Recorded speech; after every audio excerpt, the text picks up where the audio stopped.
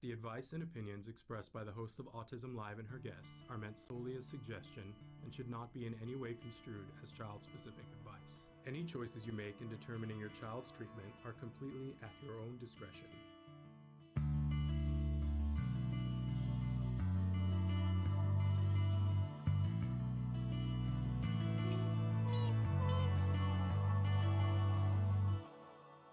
Good morning and welcome to Autism Live. I'm Shannon Penrod. We're coming to you live this morning from our studios in Woodland Hills.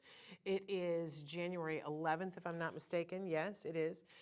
Wednesday, January 11th, 2023. Excited to be here this morning in our first week back in 2023. Got a great guest coming up for you in just a few minutes. The fabulous, the wonderful, the inspiring, and ever energetic Lisa Ackerman from TACA. That's the Autism Community in Action, is going to be joining us. She's the founder of TACA, a wealth of knowledge, and I secretly think of her as the Energizer Bunny.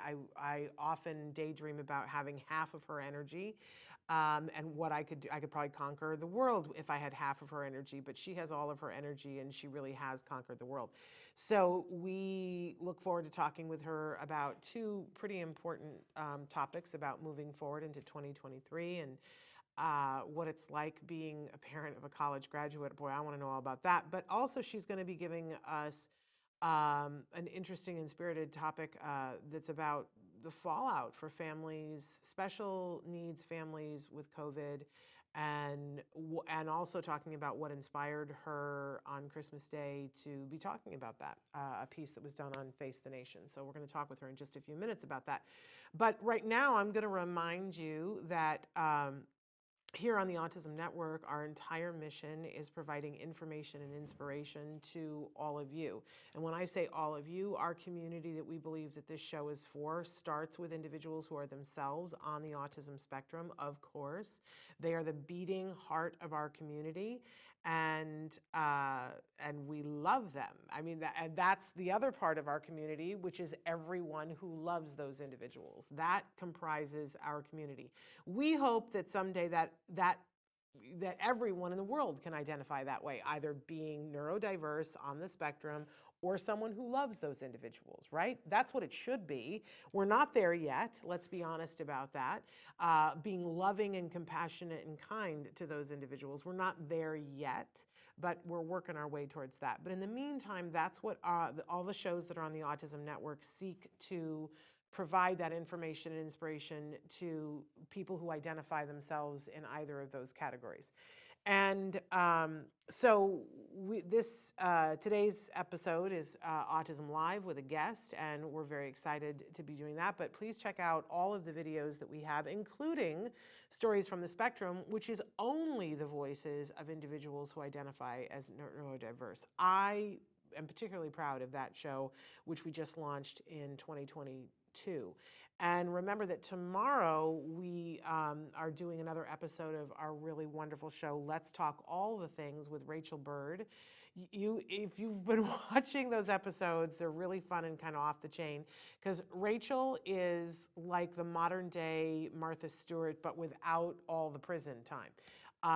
Right? Like, she just is so clever, so fabulous, able to do so many different things. And she crafts, she's just an organization expert.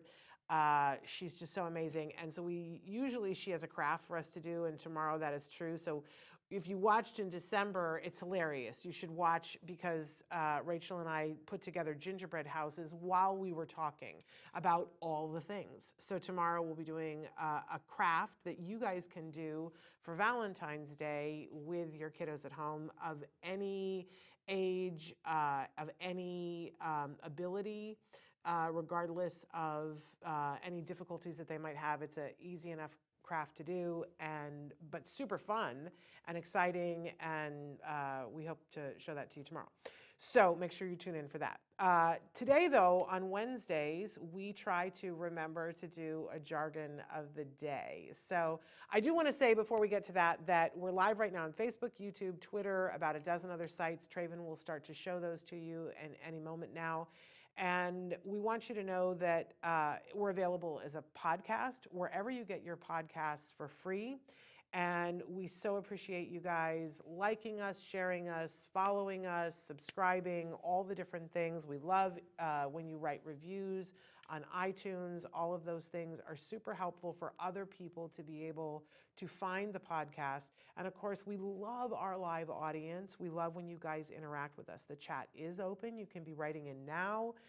Tell us where you're watching from. You can write in during Lisa's segment and ask her questions. My gosh, she knows more about more things than I can even know about. Like to list. I wouldn't know how to list, and she knows more about them. So please be writing in your questions or your comments, or just give us a shout out and tell us where you're watching from. I know that's not always possible because sometimes you're watching live while you're doing other things, but that's okay. If you can, tell us where you're watching from because we enjoy that. Okay, so, and you're seeing on the screen some of the different places where you can catch the show. I love that over the years we just keep adding places where the show exists because we have viewers who've written in and said, you know, I watch on Apple Podcasts. So how am I going to be able to do that? And it's easy enough to do. But I do want to say this, that if you're listening to us on podcasts, then you're hearing what's happening. And if you ever want to check out and go, well, it sounds like a clown car, because it kind of is. And I want to see what it looks like. I really want to encourage you to tootle on over to YouTube because that is, hey, Lisa, who's watching from New Hampshire. New Hampshire, we're thrilled to have you. I love New Hampshire. I used to go there every summer because I grew up in Saratoga, New York, and we would tootle over and go to Vermont and New Hampshire. I love New Hampshire. Thank you, New Hampshire, in the house. So anyway, if you ever want to check out the video podcast, all of the videos that we've done in the last 12 years, y'all, 12 years, are available for you on YouTube. So that's a really fun thing. And you can search topics there and say, I want to know what they said about potty training in 2012. And I got to be honest with you, it hasn't changed a lot. We did a little thing yesterday. If you're interested in potty training, we did the top 10 tips for potty training. It's not that vastly different. But I'll tell you what is different is listening to somebody like Dr. Jonathan Tarbox talk about it as opposed to little old me as a parent. Totally different vibe, and you'll get some different information, and it might help you. So search the data, the YouTube channel for topics that are of interest to you, and I hope that you find something. And if you don't find it, obviously write to us. And you can write in the chat wherever you're watching, and we can see that. But you can also email me, Shannon at autism-live.com. That is a great way to find me, Shannon at autism-live.com. And do check out our website, autismnetwork.com, to be able to find everything Autism Live, but all of our other shows as well. Okay, so now it is time for our, what we fondly refer to as Jargon of the Day. This is when we take on one word, one phrase, one acronym. We try to figure out what in the hey nani are these experts talking about? What does it have to do with me? How can this enrich my life and the person's life that I love on the spectrum, if that is how I identify? If you're like me, I identify as a pony. I'm a paponi, actually. I'm a proud parent of a neurodiverse individual. Woohoo! Okay, so today's term is one that's, I'm sure, going to kick up a lot of dust and controversy because it's one of those terms that does. So let's talk about stimulus control, because you'll hear behaviorists saying, well, we need to get that behavior under stimulus control. That's a phrase that you will hear from time to time. So let's talk about what it is. Let's talk about why it's controversial. Let's talk about what it isn't and what it shouldn't be, okay? Stimulus control is a phenomenon. Woo, a phenomenon. It makes it sound like some astral projection thing, right? In operant conditioning, don't you love when and this is why we do this, because first we give you the actual definition, which is filled with more jargon that you're never going to understand. Then I'm going to make fun of this because it's what I do. And then we're going to give you a working definition and explain it to you. So don't anybody panic. Don't choke on your oatmeal. Stimulus control is a phenomenon in operant conditioning that occurs when an organism behaves in one way in the presence of a given stimulus and another way in its absence. Now, if you're like me when I started, I would have been like, okay, a phenomenon, that sounds like a magic trick. And I would have been like, operant condition, what is that? And then I would have had to pull out another book to figure out what is operant conditioning. And then I would be like, organism, are we talking about fish? Are we talking about plants? Are we talking about my 3-year-old, right? But then the rest of it, I kind of get. I don't know that I would have understood stimulus, but behaves one way in the presence of a given stimulus and another way in its absence. But I got to be honest that the way this is written, it makes me think like it's going to be bad. You're behaving a certain way in a stimulus. Honestly, early on in this, I thought of stimulus as a shock, and I would think that this had to do with shock therapy. Let me be abundantly clear. This doesn't mean shock therapy, although some people take it to mean that. We're going to get there. Hang on. And I also want to be clear that here at the Autism Network, we don't ever advocate for anything that hurts anybody. And shock would hurt someone. So we don't advocate for that at all. We are unequivocally, completely, and totally against that. And I feel that it's important that people say that in this day and age, that I think it's important to be said. So I need to be clear about that out the gate. But let's not throw the baby out with the bathwater, because that's not actually what this means, okay? Let's move on to our working. I know I didn't make very much fun of it, but it's not that useful. So let's put it in the circular trash can for now. Later on, maybe we can come back to this, but let's move on to our working definition about what this actually is. And basically, for those of us who, have watched Oprah, and have listened to, motivational speakers or things like that, we will understand this term. And if you don't, that's okay. I'm going to explain this too.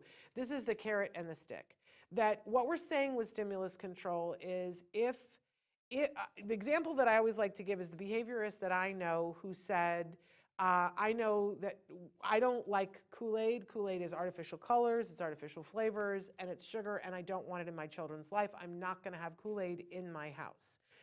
And then her kids started school, and she needed a big enough deal to make them like homework. She really wanted for her kids to be kids who wanted to come home, take their backpack off, sit at the kitchen table and go, I want to do homework. And I love doing homework, and to make that like something that was a lifelong thing for her. And so she decided that the trade-off, and this is not everybody's choice, but this is a great example of the carrot or the stick, because I like the carrot, I don't like the stick, was that she wasn't going to have Kool-Aid anywhere else in her children's life. They went to a birthday party, there's no Kool-Aid. There's no Kool-Aid in her house, except for when the kids come home from school, a pitcher of Kool-Aid goes on the dining room table, and the rule is you can have Kool-Aid while you are doing your homework. This was the decision that she made. Now, this is not everybody's parenting choice, because I can hear some people, Lisa Ackerman is probably gagging at the thought of giving all those artificial colors and flavors to kids. I'm just saying this was one person's example. But it is a perfect example of, in the presence of the Kool-Aid, her kids were more likely to sit down and do their homework. And eventually, over time, her kids are, in high school now, and they don't have Kool-Aid anymore, but they do their homework. Because over time, the Kool-Aid became less and less available, but, it became something that was under stimulus control, that we know when we put Kool-Aid on the table, the kids are more likely to be doing their homework. That is an example of a conscious choice that a parent made as a positive thing that for their children, that you have access to this thing while you're doing this. If ever they had come home and the Kool-Aid wasn't on the table in the first year or two that they were doing this, it was less likely that her kids were going to want to do the homework. So, what we want to be talking about is doing stimulus control in a positive way. The carrot or the stick that we talk about in the business world, and when you're talking to business coaches, are, and our lives are filled with this. For anybody who's losing their mind right now and going, life should not be set up this way, guess what? Life already is set up this way. That there are certain things that we associate with, like the holidays. We associate the holidays with, I'm going to get some time off. I'm going to maybe get a bonus. I'm going to have time to be with friends and family. I'm going to get a present, right? Those are all things that make us love the holidays. Talk to some moms who are like, oh, I have to, do more care for my kids. I have to, like, some people are like, I don't like the holidays because my kids have less services. I have less support. And, I don't want to do it, right? So we all have different things that are motivating us through our lives. And the truth of the matter is that some of it we have control over it and some of it we don't have control over it. But if you want to accomplish anything in life, it's important that you give yourself things that help you to be able to do it. And that's what I like about stimulus control is when we're using the carrot. Some people like to use the stick. Well, if you don't work out on the treadmill, it's going to cost you $5. I have never found that to be effective for me. I have never found that to be effective for my child. I have never found it to be effective in society. If that was, for a lot of people, I don't want to go to prison, so I'm not going to go rob a bank, right? But for the people who go to prison, if it worked, there would be no recidivism, right? I don't think the stick is effective. I'm sure that there are studies that show that it can be effective in some ways with some people. I don't like to use it because it's less effective. I like to use the stick. So when we're talking about stimulus control, usually in the land of, good morning, Liliana. When we're talking about stimulus control, usually it is about the carrot. And as parent to parent, I would tell you if you're doing ABA with your kiddo, I would be asking, it didn't occur to me to ask all these years ago, but I would be asking now, if they're talking about putting something under stimulus control, ask them to define what they're talking about. I think you're going to find most of the time that they're talking about putting something positive in place so that your child is more likely to do something because there's a positive result from it. If you find that they put a stick into the scenario, like there's a punishment or something that's aversive, I would definitely pull the plug on that.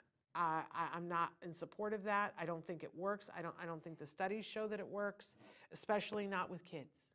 So that is my feeling about that. But you will see that people, when they talk about stimulus control, people assume they're talking about the stick.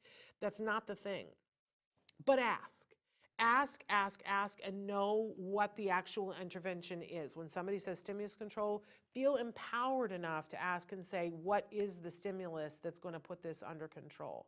And if it's not something that's like really positive, I love Dr. Grampiche, and she says it always has to be fair. So if you're asking a kiddo to do something, there should be something that they get out of it that's personally meaningful to them.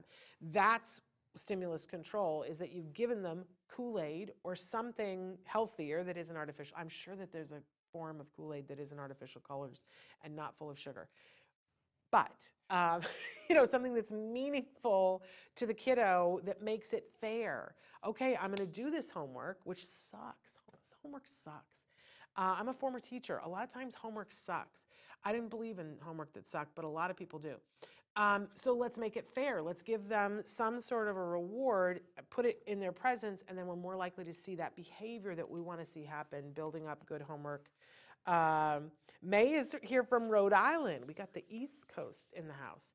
And Liliana's from Riverside. So thrilled that you guys are here. Who else is here? Write in and tell us where you're watching from.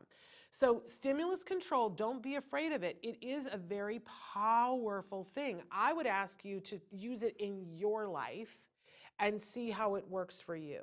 That, I have a friend that it's as simple as that she knows that if her running shoes and her jogging pants are left out on the dresser at night, that she's more likely to work out that morning because it's already there. She doesn't have to bend over to pick up she says, silliest thing, right? Because it takes so little effort to take the shoes out and do whatever. But in fact, it's more likely to happen if she takes and puts them on her dresser. That's stimulus control, folks. That's saying it's more likely to happen because this thing is in place. Start asking yourself, what behavior do I want myself to engage in? And what would I need to do to make it more fair for me? What can I put in the presence of this moment that makes it more likely that I will engage in that behavior? I like the carrot. I'm not as big of a fan of the stick. Okay, so that's our jargon for today. I didn't give us a topic today because I have so many things that I want to talk about with Lisa Ackerman. So without further ado, let's get her in here. She's one of my favorite people. She is a force, man. I do think of her as the Energizer Bunny because I hate to put that on her because I don't want her to feel like she always has to be so high energy, but the woman is a force. And she is the founder of the Autism Community in Action. If you're not familiar with them, you need to stop everything after this show and go be on their website and take a look at everything. And we'll go through some of the resources. But we've had her on the show many times before. You've seen her on some of our great What's Left cooking segments. The fabulous, the wonderful Lisa Ackerman in the house. Lisa, you there? I don't have her. All right, we're working that out. Let me talk more about her and what we're going to be talking about until we get her in the room. Lisa is obviously, I don't know how she identifies, but she is also a parent. And she founded TACA because she was looking for a place where she could get more information and more support for herself, and ended up creating the largest parent support group that exists on the planet. And so I personally have benefited from TACA numerous times. They have helped me as I was making decisions about how to biomedically treat my son.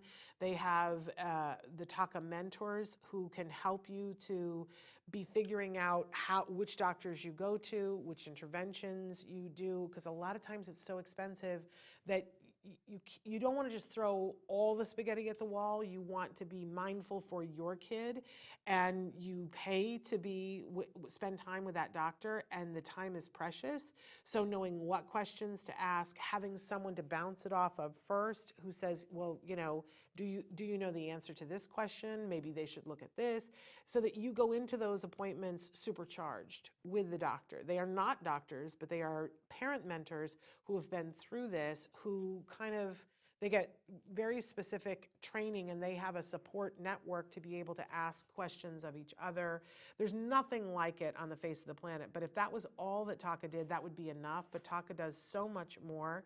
They have 2 conferences every fall and every spring. They have them, and it used to be that they had them on different coasts, and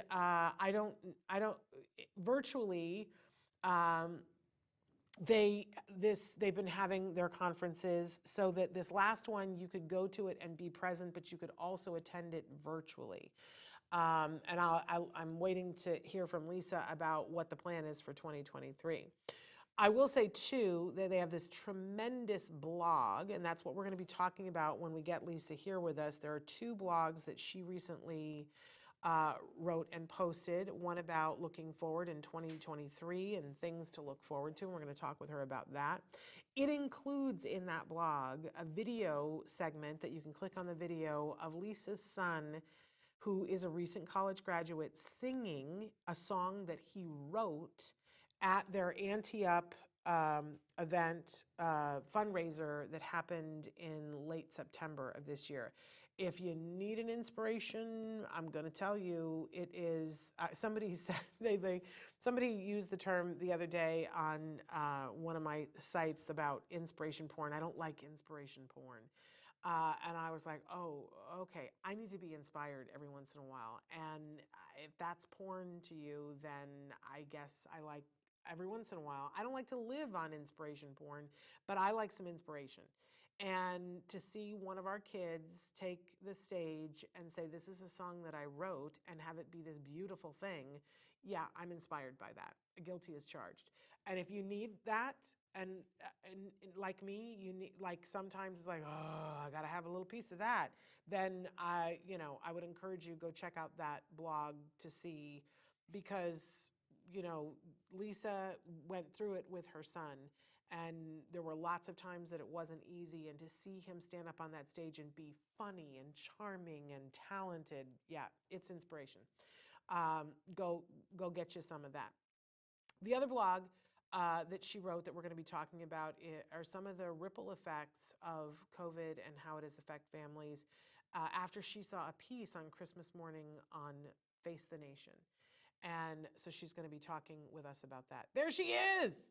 I can see her now. Can I hear her now? I cannot hear her now. I hear a crackle and I don't hear anything else. But you look beautiful, and that's a beautiful picture behind you. I see the mug you're making. And I'm saying nice things about you. This is sort of like a bad nightmare where Lisa, I don't know if she can hear me either. We have Lisa, and oh, you can hear me. So I can say all the wonderful things about you that I want to say, and you can't interrupt me. This is like we didn't do it deliberately. Let me talk a little bit about the journey guides, because Lisa is pretty amazing, and something that she has done you all need to know about.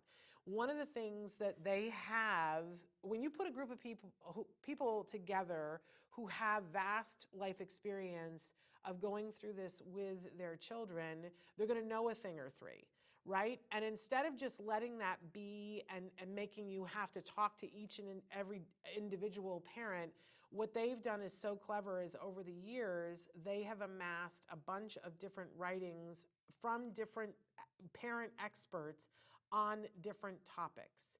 And I mean, it's everything, you guys. It is comprehensive and it's everything. And we don't, our bookcases aren't behind me on this set, but we have them on our bookcases. And I'm always a big fan. I don't know if Lisa's going to like this, but when I went to graduate school, the first day of graduate school, they told us the amount of reading you're going to have to do is not humanly possible with all the work that you have to do. And I feel like that a lot in life, and I certainly felt that way about autism. And what this teacher said to me in my class in graduate school is, I want you to take 5 to 10 books and stick them on the back of the tank of your toilet, and so that they're there, and you're going to sit down and read a page. Take a moment when you're in the bathroom and read a page. And I got to tell you that the journey guides are a great thing. Oh my gosh. It'd be life-changing if every day you read one page of a journey guide. Everything would be so much easier. Those are available to you. All you need to do, I believe, becoming a member of TACA is an essential part of this. And we're seeing all kinds of things on the screen here. But it's a very low cost to become a member of TACA and have access to all these things, and to have them send you a journey guide. It is so much, the cost of joining is so much less than what you would pay for if you even tried to buy the information that is in those books. So I hope that you guys will check that out. We're seeing the screen where we're trying to correct the audio problem. I don't know what's going on. But Lisa, you look beautiful. And can I say that we went to cover the beginning of the Ante-Up. I didn't get to stay because I had a prior engagement. But if you get an opportunity to go to one of TACA's events, and they have many of them, they have their Ante-Up, they have their conferences. Nobody knows how to do this better than Lisa. And I know she would say, I have a team of people that help me. I am telling you, this ballroom, and when you watch the video of her son singing, you'll get to see some of it, but it does not do it justice. I gotta say, it's beautiful video, but it does not do it justice, because you walked into this room and there was this arch of red flowers that included these ginormous red roses. It was like the most insanely beautifully scented room, but it wasn't over scented, it was just the fresh flowers. I don't know if you've ever had the opportunity to walk into a greenhouse that's really clean. Oh my gosh, this ballroom was insane. It was beautiful and it smelled great. And the whole conference, you can, the whole Ante-Up, there's a video, you can click on it and watch it. Let's start giving you some places that you can go to. So you can go to TACA, TACA now.org, and find a whole bunch of things. Lisa's nodding her head. I feel like the parent and the student. But there's a whole bunch of resources there. You could spend, let me just say, you could go down the rabbit hole and you could spend days on end and not get to the end of that website. I've said it before, I'll say it again. The TACA website is the most comprehensive autism information website that there is. And that is coming from somebody who tries very hard to have a website that has tons of information. And I've been doing 12 years of shows. I am never going to catch them. It's not even a part of my thought process anymore that, oh, someday I'll have as much information as it's never going to happen. So go there and click on all the things across the top. You will see tabs that tell you about events that they do, including the conferences. They have family events if you're in the Southern California area that you can go to. There was a Sensitive Santa. There was a Family Fall Festival. Usually right on or the day before or after my son's birthday, you have the Family Fun Picnic. It is the least convenient time for me ever, so I've only ever been to it once because I'm usually in birthday mayhem and family visiting and school ending for my son. So I wish you would change the date of that, Lisa. But I know she can't. It's a yearly thing. But you end up doing it without me almost all the time. I'm just saying why, because otherwise I would be there. I love it, love it, love it. But, the conferences there's nothing to compare with them. If you need that inspirational oomph and you are feeling like, I don't know what to do next, and that you're like, I don't, whether you're in the camp of, I don't know what to do to help my child, or I've tried a bunch of things and I feel like there's still stones I haven't unturned, or you feel like I'm a veteran parent, I've done it all. I've done absolutely everything that I can, and I don't know if there's any stone left to be unturned, but I'd like to know. You need to go to a TACA conference. Because for all three, or if you're just starting out and you're like, I don't know anything from anything, you should go to a TACA conference, because you will leave there with an action plan that is specific to you and your child about what you're going to accomplish in the next 6 months to a year, that's practical, that's doable, that's not overwhelming, and you will have support. Lisa's going to start writing things to me. writing. This is hell. This is the third ring of hell that you're just forced to sit there while I go on and on about you. Hopefully I'm doing a good enough job of what I have to say. Okay. I'm trying to think and then I touched briefly on the TACA mentors. I would say to you that in this day and age, I think that we know that prioritizing your child's health and getting your child healthy is critical, right? I mean, to me, it seems like such a duh. Your child has autism, yes, but your child has to be healthy, and these two things may intersect in ways that you may not realize. There may be things that, because your child is on the spectrum, that there might be some health considerations that your regular pediatrician doesn't know about, right? It's a whole other world that you want to go into. But in addition to that, sometimes kids are on the autism spectrum and they have health issues that aren't directly in correlation with the autism, and it's hard to get those treated by the doctor because the doctor will poo-poo it and say, oh, that's the autism. I want to shove the diagnostic criteria into their face and say, nowhere does it say that my child should have diarrhea 24 hours a day. That is not just autism, that is a medical thing. Now I'm hearing music, Trina, in my ear. Oh, I can faintly hear Lisa in the background now. Oh my God, you can hear me? Very barely, but I'm hearing big, epic music. Now I can't hear you. The music is too loud. I don't know if the music is on your end. But anyway, we're going to get you. We're working on it. But I think it's important that as people who love individuals on the autism spectrum, that we be talking about their health. Their health, and that's their emotional well-being and their physical well-being, their health, right? And sometimes we will need some extra support from doctors who are looking at that.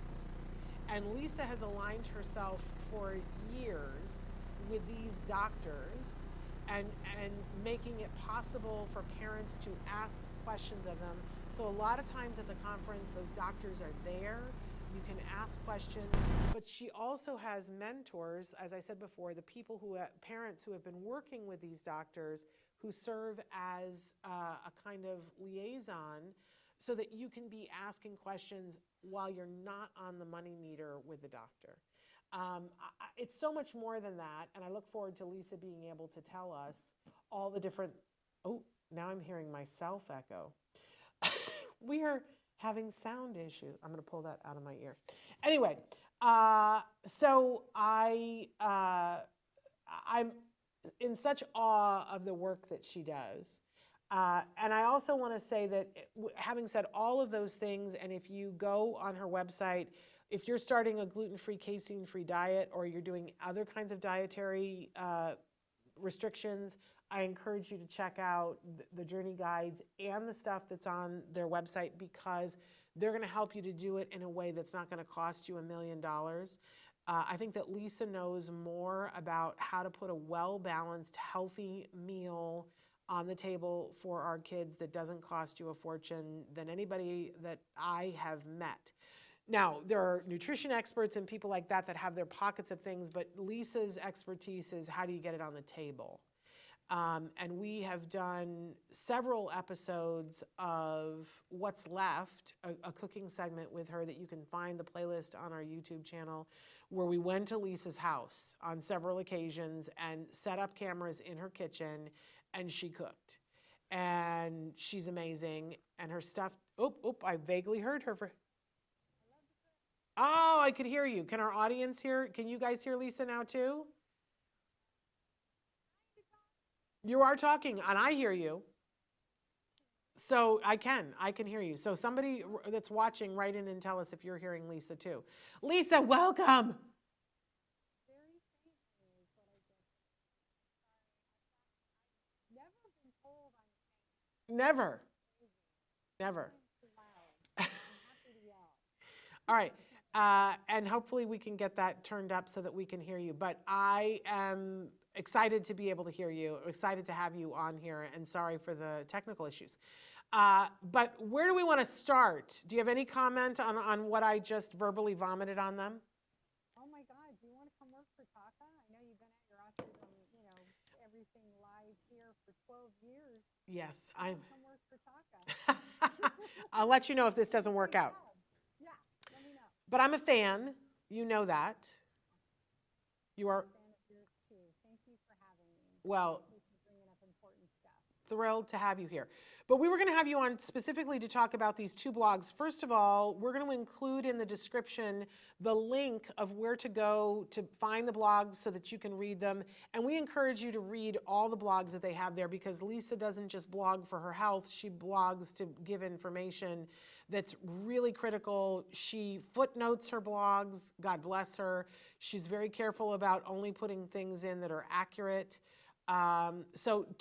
Which one do you want to talk about first, madam?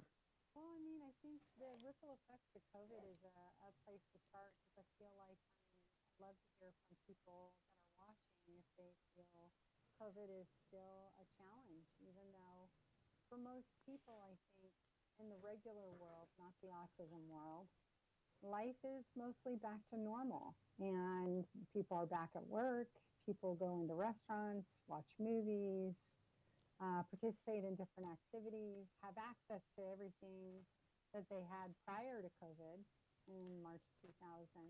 So for our families, regular services, therapy, school, and especially social environments are still extremely limited.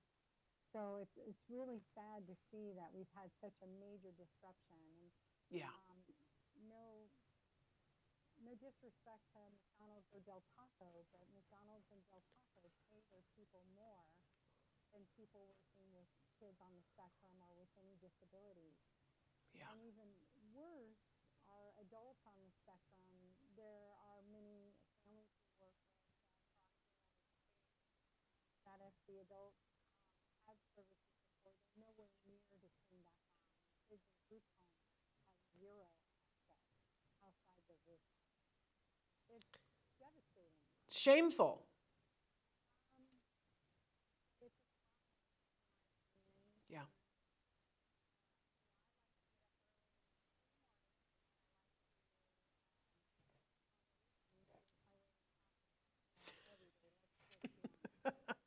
Is that what explains the Energizer Bunny? Is that what it is? You're caffeinated? Ah, okay. very highly caffeinated. But what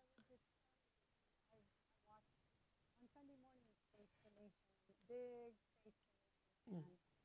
And we'll also watch Meet the Press and other different wrap-ups for the week in politics and news.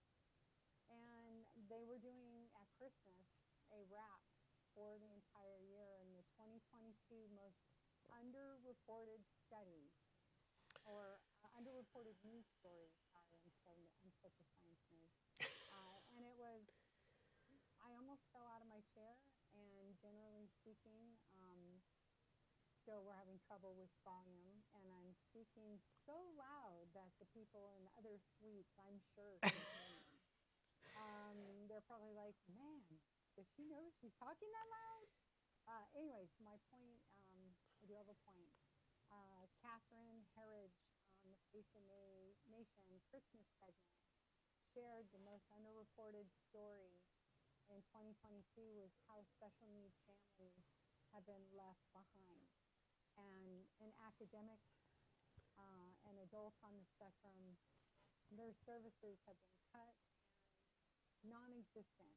And some of what she quoted and shared, and what we're hearing from families directly, the thousands and thousands of support incidents we take every year, is that their kids are regressing, becoming more OCD and maybe agoraphobic, having trouble leaving the home, and also just really missing out on all the social opportunities that were ever available to them in years past. And what she shared in the almost 3-year shutdown, and we're 2 months away from that, is some kids in high school have regressed all the way back to elementary school, losing all of those hard fought for skills and things that they've learned, and life skills that are no longer in their bag of tricks. So what we hope is that we're going to be continuing to share this message. We're going to continue to talk about it. We're going to continue to help families navigate next steps. We're going to pause there, Lisa, because we think we have the fix, and so we're going to take a break, and we're going to get your volume turned up once and for all. Don't go away, you guys. We're going to make sure that you can hear Lisa. Traven is working hard back there. Stick with us.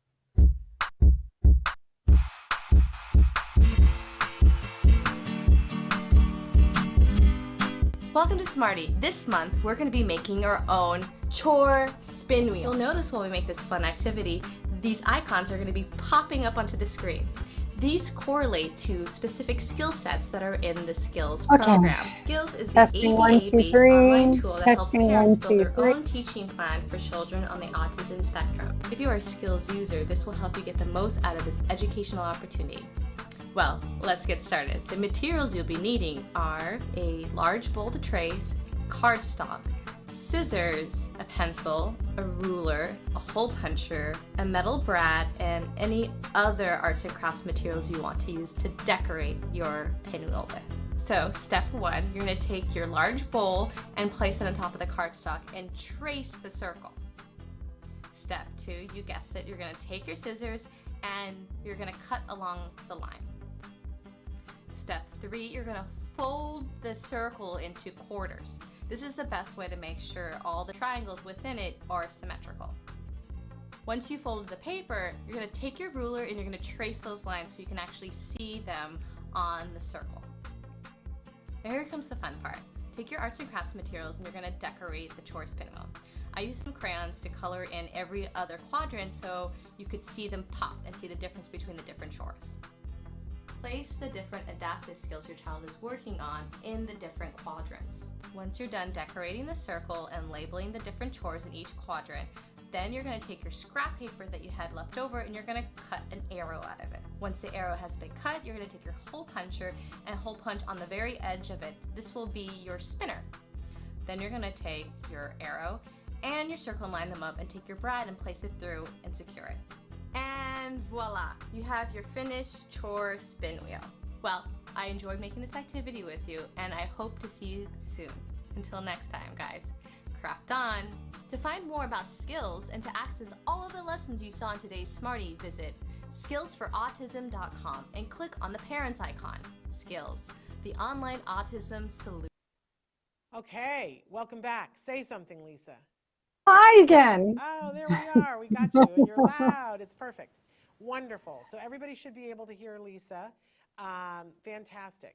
So before we went to break, you were talking about having watched Face the Nation, and they covered the 22 least covered news stories of the year.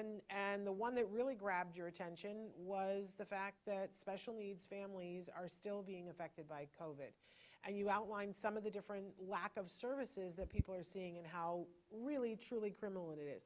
So, Lisa, as someone who is a thought leader and someone who is, founded the biggest autism parent network across this nation, what are your thoughts on this, and how do you think we're going to get out of it? What do you recommend to these families? Well, I recommend to families that have experienced a service disruption to please, please, please reach out to their local and their federal representatives. Write how the last 3 years have affected their kids' lives, what services they don't have anymore, what skills your child has lost, and ask for compensatory or for full services to be turned back on. And I think the primary issue, even though a recent bill was just passed congressionally, is that the pay scale for people working with people on the spectrum and other disabilities needs to increase, not just on a state level, but a federal level, so we can solve and hire people. And I'm sure CARD talks about this and other autism service providers, that they can barely keep up with hiring. They don't have enough staff. It's always been bad, but now it's catastrophic. I mean, this is what I'm hearing from everyone across the board at every single provider, that they are desperate to hire. And when I talk to young people, they're like, why would I go and do this work that I might love, but it's really difficult to do if I can make more money stocking shelves at Target? Yeah. It's really, but I love that you're saying talk to your representatives and ask for some sort of federal help with this, because for me, I look at it and go, well, the insurance companies like Target, like McDonald's, like Taco Bell, the insurance companies have to, instead of what they've been doing, which is trying to lower the contract dollar with these providers, they need to allow for more. But I love the idea of having a federal law about it, because then it makes it that there can't be any funny business about it. And there's just a lot of funny business. And, yes, I feel for service providers. I feel for school districts. But at some point, we have to raise the bar and get back to what we call normal. And I don't want to say this is the new normal. This is not the new normal.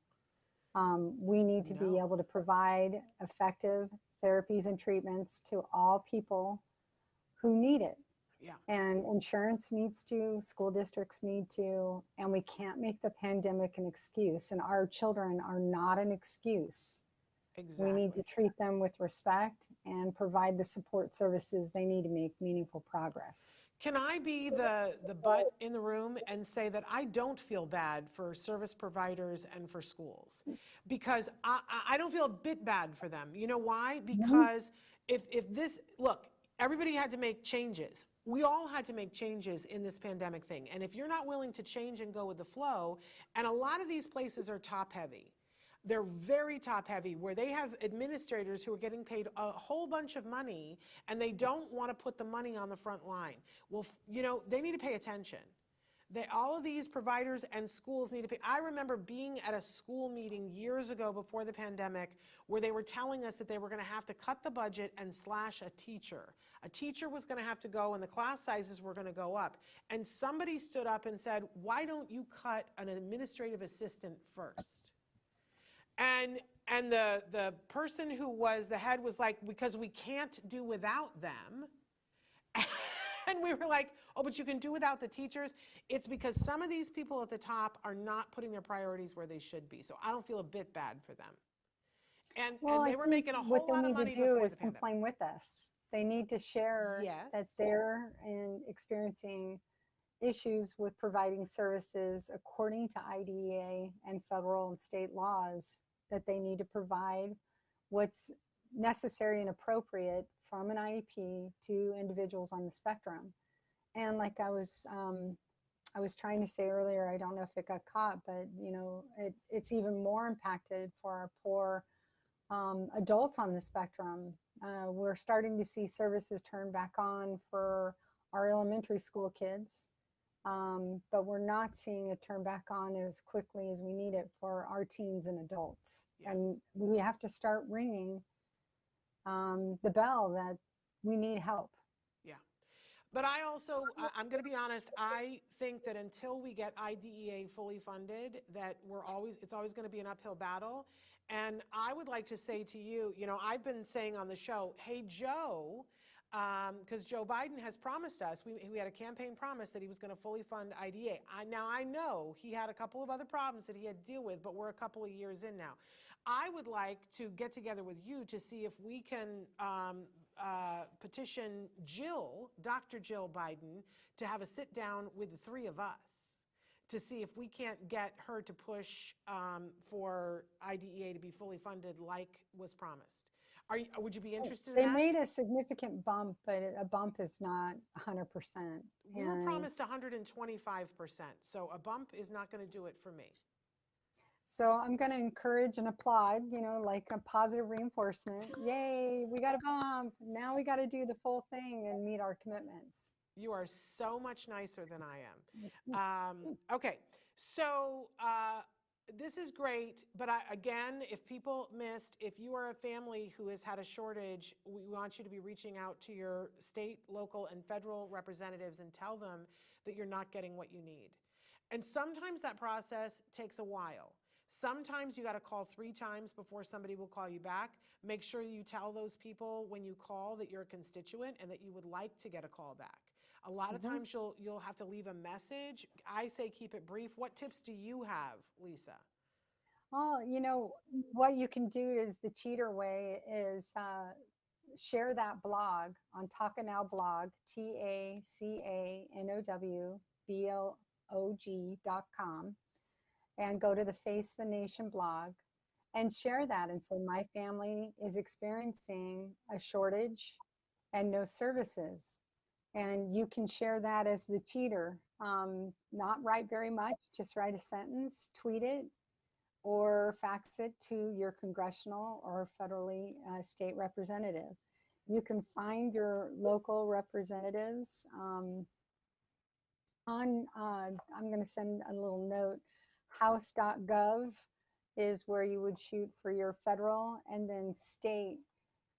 You could say, find my state representative, find my federal representative on Google, and it's very easy to come up and locate your local folks and your federal folks.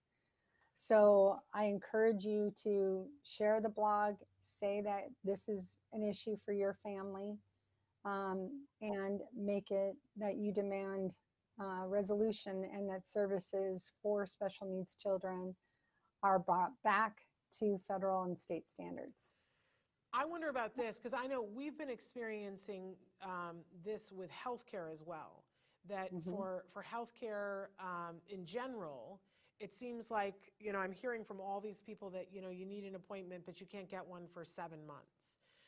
For just general health things and even urgent health things, that we're hearing this. And the phrase that I was told to use, and I'm wondering if anybody is using this for autism, is that when I'm trying to get an appointment or I'm trying to get services and I can't, that I say, I'd like to talk to someone about denial of access to services. And I'm telling you, it's like the magic phrase, and instantly things change and suddenly there's an appointment available for you. Are you hearing of anybody using this phrase? Because I know it only works if there are actual services available, and for autism, I feel like a lot of times there's not even a body for them to give you. Are you hearing of anybody using this to any effect in the autism world? Yeah, the IEPs are still being definitely left behind. I wouldn't say, again, any stereotype. There are some families, and I would say elementary school families are starting to see things turn back on, but it's not in the 2019 levels. And what you can do is say, compensatory services, meaning go back and provide the services that needed to be provided. We're seeing some of that activate where they are elongating school years right now for regular education. So we may need to also consider compensatory services over summer so our kids can play catch up. Absolutely. Important point, you only have 2 years from the date of a loss of services to apply for compensatory. And as Lisa just said to us, we're coming up on the marker for the 3rd year. So make sure you put in your request as soon as possible if your child has lost any services, because you are eligible for compensatory services and reimbursement for you to get them someplace else for 2 years back from the date that you apply. So people get on this. I know people have gotten checks. I know people who've gotten services because they pushed and were proactive. There is a timer on it. And, you know, I'm so political, and I apologize to you for Lisa, but I did not have very much respect at all for Betsy DeVos. Like, honestly, like, I was not a fan of Betsy DeVos, but the one favor that Betsy DeVos did us was that while she was the Secretary of Education, she put out a thing saying that the pandemic was not a reason to short services. She signed the thing that makes it possible for them to not argue, well, it was pandemic, we can't get it. So I will thank Betsy DeVos for that and then lower my voice and not for anything else, because goodbye, good riddance. But they cannot say, well, we had COVID and so we weren't. If you have it in an IEP, you are entitled to it. And if they didn't deliver it, then you're entitled to compensatory education. And that means either the services or money to go get the services on your own. It's that cut and dried, folks, but it only lasts for 2 years. So there I go saying ha put to Betsy DeVos, except for that one thing. Okay, let's talk, but ask me how I really feel. But let's talk now about, as we turn this corner into 2023, you have written another blog saying that you're hopeful and you're ready. You're like, bring it on. Talk to us about why you feel that way, Lisa, and how you can spread that on to all of us. I feel hopeful because when you see kids, you know, get help and support, they make great things happen. And that's my goal. My inspiration is every day the great stories we hear back from my kid is finally pooping after not pooping for 9 days, or sleeping through the night for the first time in 3 years. Or the most recent one was I love you, mommy, for the first time at Christmas. Yeah. So I live for those stories. And I guess what happens is I receive those stories. We share them in social media and all of our virtual meetings, of course. We always try to find a little way of inspiring people. But I'm telling you, those stories, they make my life better. And I get inspired by those, and all I want is for more. Yeah. And you've got an inspirational story. And if people go to your blog about 2023 and how hopeful you are, you have an inspirational video on that blog. Tell us about what that video is, Proud Mama. Well, you know, TACA's been around 23 years this year, and I'm just super excited. The inspiration behind TACA is, you know, kicking us off was our son Jeff, and then it became so much more than just about one person. It's now thousands and thousands of families and stories. And so when he was first diagnosed, he was diagnosed moderate to severe. His ADOS was in the severe. All of his testing instruments were in the severe. I think they use the word moderate to make me feel better. And he was pre-verbal with no language from 15 months till almost after age 7. So, you know, we've featured him twice at our annual gala that we do to help fundraise for TACA. And this year was the second time he was featured. And it was just really inspiring to see him get up. And you talk about stories from the spectrum here on this great show. Shannon, he's got a great story, and I hope you share it. It would be great and an inspiration for a lot of families who are struggling with whatever those challenges are.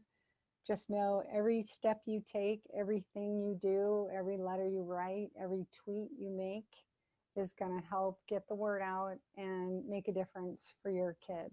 So stay in the game. Time's going to pass. Make time count. Yeah, and he's very inspirational. His song is beautiful, so fun, and he's just delightful. And his, like, before he gets into the song, his patter, like, you know, audience interaction, I mean, brilliant. And it is very inspirational. So I want to officially hear, you need to hook me up with him. I want to have a conversation of having him be a contributor for Stories from the Spectrum. So, well, you can use the video for now, and then we'll figure out. He is working, so the challenge is his time is not readily available for me to just pull him in anytime I want. okay. Well, and it wouldn't, it would, I'll talk to you about it, but because I can't just use your video, that's a copyright infringement. But we can talk about it. We can chat about it. I know it's a whole thing. But you and I will chat. But it's really about if he wants to. There's a space there if he wants to be a contributor. So I mean, I'll say this for people who are watching. We have a grant that we're still working on for people to do segments for Stories of the Spectrum. The grant is for new works, for something, and if they are somebody who is a filmmaker, for them to tell a story that's 3 to 10 minutes long. If they're not a filmmaker, then we can assign a filmmaker on the spectrum to work with them to do that, and they do get paid because of the grant. It's not enough to go to college on, but there is a paycheck that we feel is absolutely critical and important. And the whole point of it is to help craft these people in that if they weren't on the spectrum, that they would be getting more internships and be available as a journeyman and have more opportunity to be mentored up to being artists who speak their voice, and that's what the grant is for. So if I'm saying to Lisa, if that's something, if Jeff would be interested in doing, but I'm saying this to other people too, if it's something you have someone that identifies as being neurodiverse who has a voice and wants to be heard, please write to me, Shannon at autism-live.com, because we are looking for contributors. There, we've had that.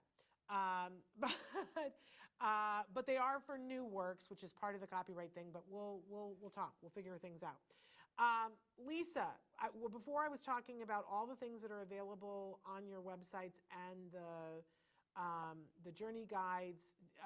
Tell us what's happening with your conferences this year, how people can become TACA members, what that looks like, and how they can get journey guides.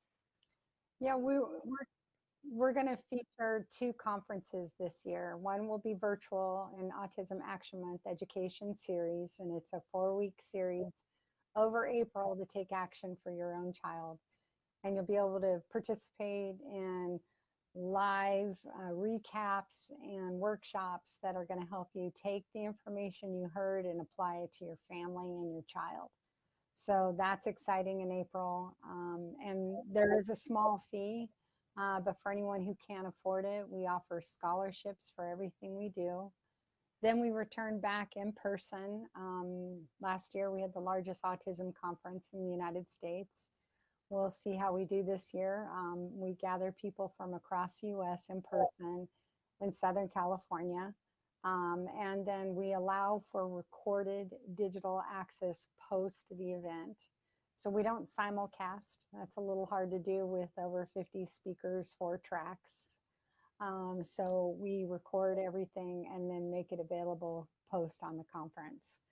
So we're doing also, we just launched our new website, which has some more tools today or yesterday.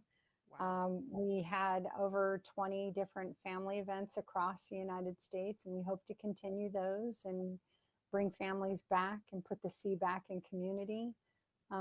We are also holding in-person meetings. Those started up in spring last year. But what we do have, and it reaches everybody, even in Puerto Rico or surrounding territories across the United States and every state, we can reach you virtually. And we have so many virtual offerings. And the one thing I would tell you, we do a monthly learning series that I just love, especially for new families. You feel like you know very little. You want to learn more, but it seems overwhelming. Where do you start? Each month we break down a topic and we have on-demand content. And through our app, TACA Connect, you can access all of these things and get your brain full. By the end of the year, you're going to know 11 new things. We reserve 1 month for taking care of the caregiver. So that's not learning, that's stepping back and breathing. But we are excited to bring all of this to families, and most of it is free, and we're excited. Yeah. So how can people become members?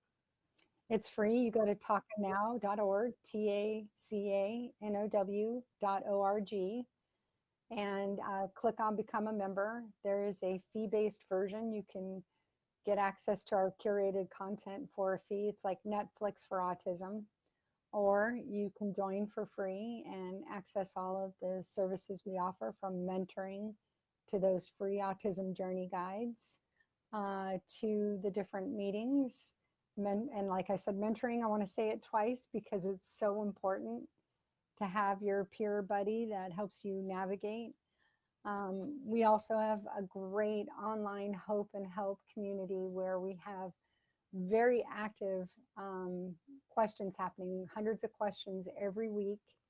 And we feel like each question, we did some analysis, each question that's asked in that community with almost 18,000 members now, 30 families are helped. So you can learn. If you don't know where to start, you go to that community, you can read the questions and be someone who's observing, or you can be someone who's asking questions on a regular basis, and we have moderators that help support you. And for families that are stuck, Shannon, we have virtual support, and it's a community where you gather in the app and you ask questions live with human beings that can help you take the path that you need. I have to say that so much of this journey, what I hear from people and what I certainly experience, is you feel like you're alone. I always say it's like you feel like you're on a planet by yourself. I know that you felt that way before you put up the first flyers and said, meet in my living room, and discovered that there were way too many people than you had expected who also felt like they were alone. If you feel alone, you owe it to yourself to go and join TACA, because you will never feel alone again. If you ever go to a conference that isn't a TACA conference, you will see that there is a marauding mob of wonderful people in TACA t-shirts who are like go everywhere together. And when you talk to them, like if you say good morning to them, suddenly you become a part of the group, even if you don't have a t-shirt. Because they're very welcoming, and it's all people who have at some point felt like they were alone. They're people who get it. They've been in your shoes in one form or another. They understand that all the shoes are different but the same. And all the shoes are, have different places that they need to walk to, but they're still all pointing in the same direction, which is helping the people that we love on the spectrum to lead the life that they are meant to lead. And that looks different for everybody. Nobody's saying that it doesn't look different, but that, everyone should be included in that. And I know that there are some parents that are watching that are like, but you're not talking about my kind of autism because my child is on the severe end of things. Yes, this group will welcome you with open arms and get you and hold you and help you through all of this. You owe it to yourself to avail yourself of the world of TACA, because you'll feel like you've come home, which is the highest compliment that I can give. So there, mwah. That's my love letter to you and to TACA, because I experienced that firsthand, and everybody I know, we're going to have Rachel Bird on tomorrow. She experienced that firsthand, right? And everybody I know that's had any dealings, when we have had viewers before who've gone to the conference either through a scholarship or because they paid for it or because sometimes you give us free tickets, everybody says, oh my gosh, you told me it was going to be life-changing, Shannon. I kind of doubted it. It wasn't. It was life-changing, and always life-changing for the better. Because I also love that you don't ever overwhelm anybody.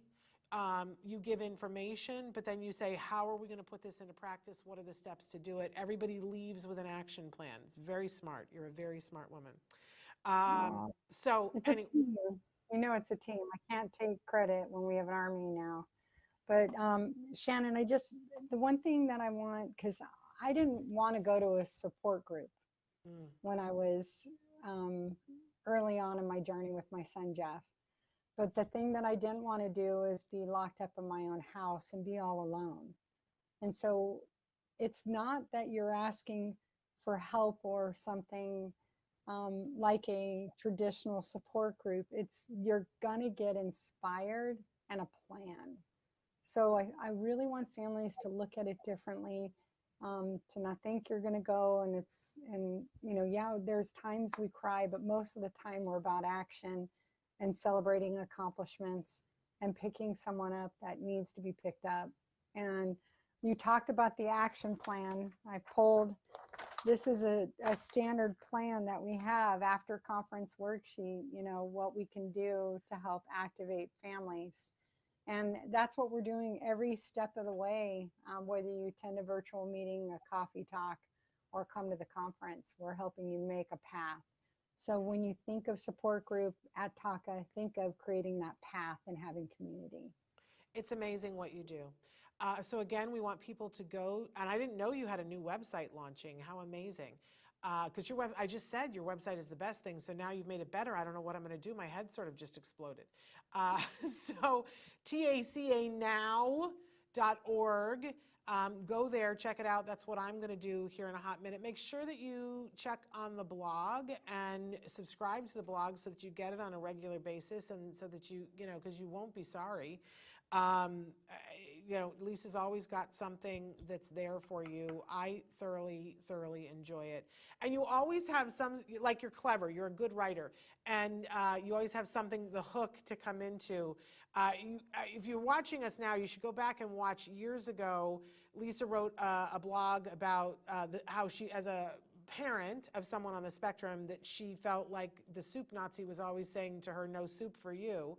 And because I happen to know close family friend, the soup Nazi, we surprised her and brought Larry Thomas, the actual actor who was nominated for an Emmy, into the studio and surprised her with that. It's hilarious, you guys.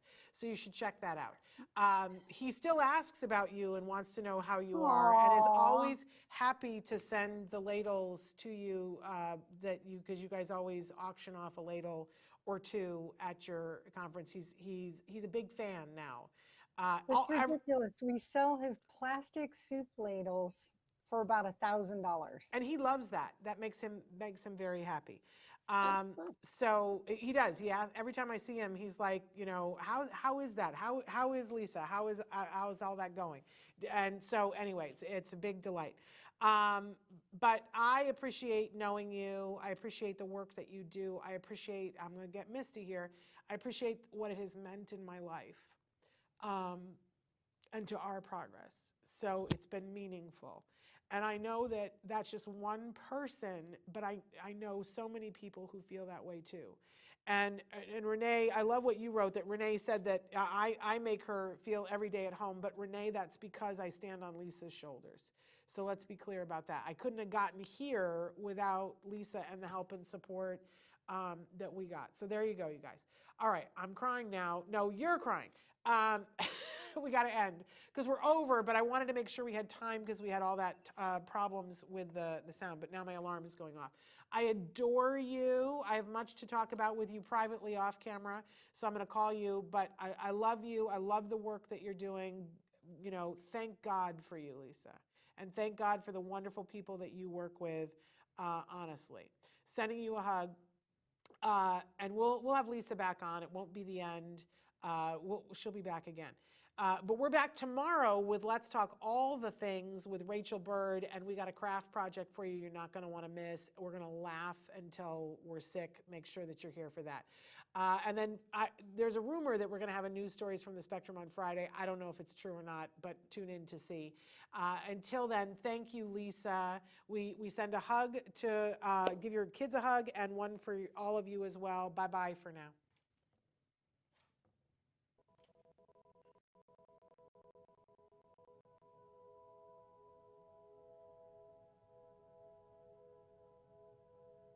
you found anything helpful in this video, please give us a like. In fact, make sure that you smash that subscribe button on YouTube and give us a like on Facebook. You can also follow us on Twitter and on Instagram for important updates. And please download our free podcast wherever you get your podcasts. Thank you so much. See you next time.